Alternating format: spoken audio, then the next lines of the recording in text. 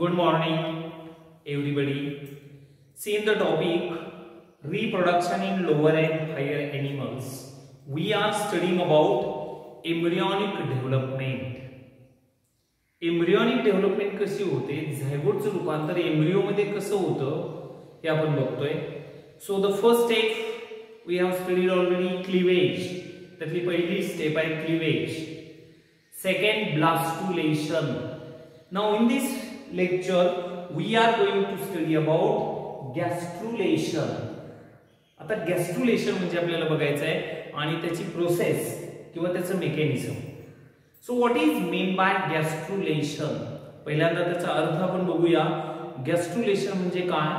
So it is the process of formation of gastrula from the blastocyst is called गॅस्ट्रुलेशन.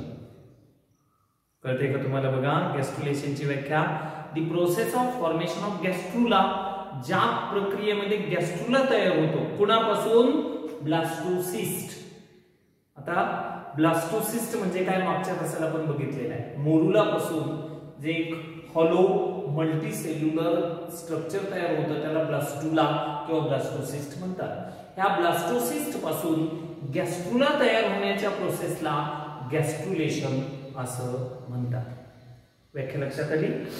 The process of formation of gastrula from the blastocyst is called as gastrulation. Now this gastrulation shows two important events.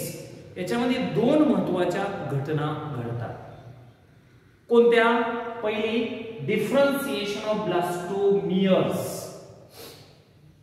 अगोदरच्या stage मध्ये हे जे blastomeres आहेत, कळते ना, these are the inner cell mass. These are nothing but the dividing cells of the blastomeres. So differentiation of blastomeres, it results in the formation of 3 germinal layers. या step मध्ये किंवा या इव्हेंट मध्ये काय होतं तर ब्लास्टोमियर पासून 3 germinal layers तयार होतात. That is ectoderm, mesoderm and endoderm from the embryoblast. याला आपण एम्ब्रियोब्लास्ट म्हणतो. इनर सेल मास किंवा एम्ब्रियोब्लास्ट, एम्ब्रियोनल नॉब, याच्यापासून 3 जर्मिनल लेयर तयार होतात. ही पहिली इव्हेंट. कळते ना? ब्लास्टोमियरचं कन्व्हर्जन किंवा डिफरन्सिएशन 3 जर्मिनल लेयर मध्ये होणे. आणि दुसरं, मॉर्फोजेनेटिक मूवमेंट. आता ह्या ज्या सेल्स तयार झालेल्या असतात, so these are different types of movements. या सेल्स मध्ये वेगवेगळ्या प्रकारच्या मूवमेंट्स होतात to reach their definite place in the embryo.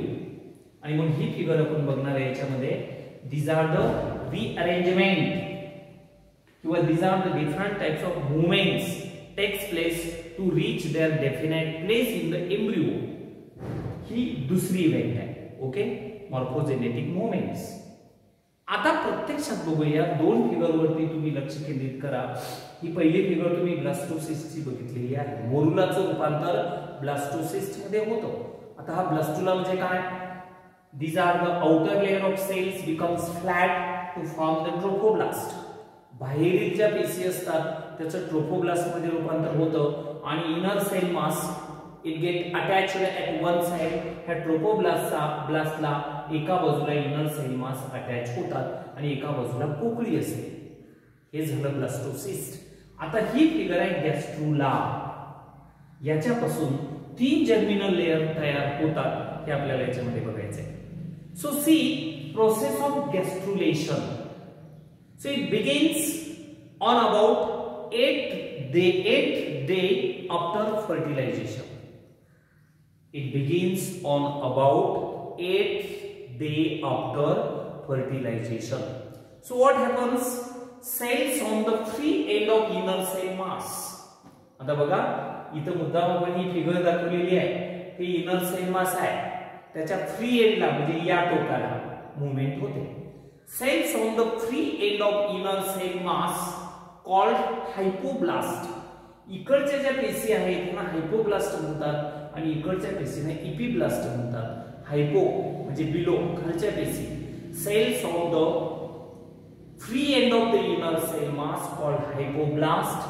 becomes flattened, start dividing, त्या चपट्या होतात, start dividing and grow downwards towards the blastocele cavity.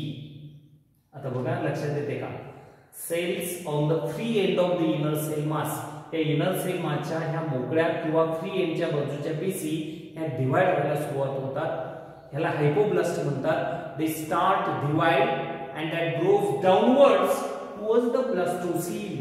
पहा या ठिकाणी इकडे ही फिगर, ह्या सेल अशा इकडे यायला सुरुवात होतात. इथं आता बघा, the cells of the hypoblast they grow downward towards the blastocele cavity and this is called as the endoderm. आणि ही जी पहिली लेयर तयार झालेली आहे ती आहे एंडोडर्म.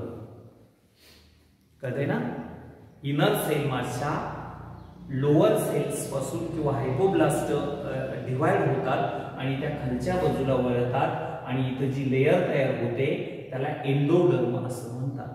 So you know, म्हणजे हे लक्षात ठेवा, endoderm is the first layer in the gastrula. Gastrula मध्ये ज्या 3 जर्म लेयर्स तयार होतात त्यातली एंडोडर्म ही पहिली असते. Okay, now it grows towards the blastocoel and forms a sac that is called yolk sac. आता बघा, ही एंडोडर्म आहे, ही ह्या सिलोमच्या किंवा ब्लास्टोसीलच्या दिशेने वाढते. It grows towards the blastocoel and form a sac, आणि पिशवी सारखा सॅक सारखा भाग तयार होतो, that is called as yolk sac. एवढं लक्षात मुद्दा आला का बघा.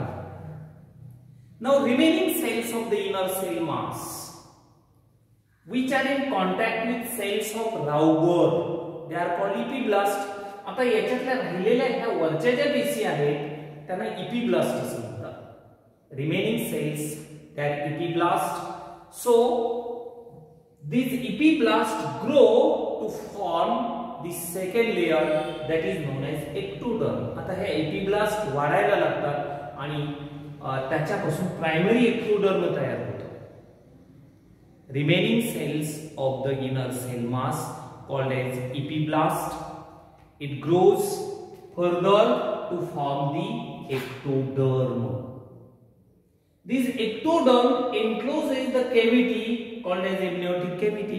आता ही जी ectoderm आहे त्याच्यामध्ये जी पोकळी आहे त्याला amniotic cavity म्हणतात. म्हणजे ही ectoderm दुसरी लेयर तयार झाली.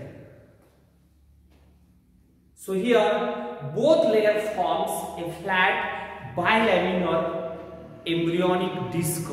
आता ह्या दोन्हीच्या ह्याला bilaminar embryonic disc असं म्हणतात. Both these layers form a bilaminar embryonic disc. Embryonic disc. दोन लेयर्स तयार झाल्या. पहिली आहे एंडोडर्म आणि दुसरी एक्टोडर्म. एंडोडर्म खालच्या दिशेला वळतो, त्याच्यामध्ये जी सॅक आहे त्याला यॉर्क सॅक म्हणतात, आणि एक्टोडर्म हे वरच्या बाजूला वळतो, त्याच्यामध्ये जी कॅव्हिटी आहे त्याला एम्नियोटिक कॅव्हिटी असं म्हणतात. The cells of this cavity that is called embryonic disc, roof of the amniotic cavity. आता amniotic cavity चा जो वरचा भाग आहे it is lined by amniogenic cells. इथे बघा, roof of the amniotic cavity, he amniotic cavity आहे त्याचा वरचा भाग, it has amniogenic cells. These cells divide to form the amnion. Roof of the amniotic cavity is lined by amniogenic cells and it divides to form the amnion. Amnion is an extra embryonic membrane that surrounds and protects the embryo. Amnion he extra embryonic membrane असतो. It is extra embryonic membrane that surrounds and protects the embryo. एम्ब्रियोचं संरक्षण करणारी एक extra embryonic membrane ते तयार करतं. Okay, now as a result of all the changes, आता हे सगळे बदल घडले. As a result of all the changes the bilaminar embryonic disc is positioned in between the amniotic cavity and yolk sac. ह्या सगळ्या घडामोडीमुळे काय झालं, दी बायलॅमिनर एम्ब्रियोनिक डिस्क ही एम्ब्रियोनिक डिस्क आहे, हे लक्षात घ्या. बायलॅमिनर म्हणजे दोन लेयर्स असलेली ही एम्ब्रियोनिक डिस्क एम्नियोटिक कॅव्हिटी आणि यॉर्क सॅकच्या मध्ये असते. Now actual gastrulation occurs on about 15th day of the fertilization. Actual हे जे गॅस्ट्रुलेशन आहे म्हणजे 3 जर्मिनल लेयर्स आहेत, it occurs on after 15th day of the fertilization. फर्टिलायझेशनच्या बरोबर 15व्या दिवशी किंवा तिथून पुढे हे ऍक्च्युअल गॅस्ट्रुलेशन होतं. In which the bilaminar embryonic disc is transformed into trilaminar embryonic disc. फर्टिलायझेशनच्या 15व्या दिवशी काय होतंय, इथे ही बायलॅमिनर एम्ब्रियोनिक डिस्क जी आहे त्याचं ट्रान्सफॉर्मेशन हे ट्रायलॅमिनर एम्ब्रियोनिक डिस्क मध्ये होतं. म्हणजे आता हे कशी ट्रायलॅमिनर एम्ब्रियोनिक डिस्क तयार होते.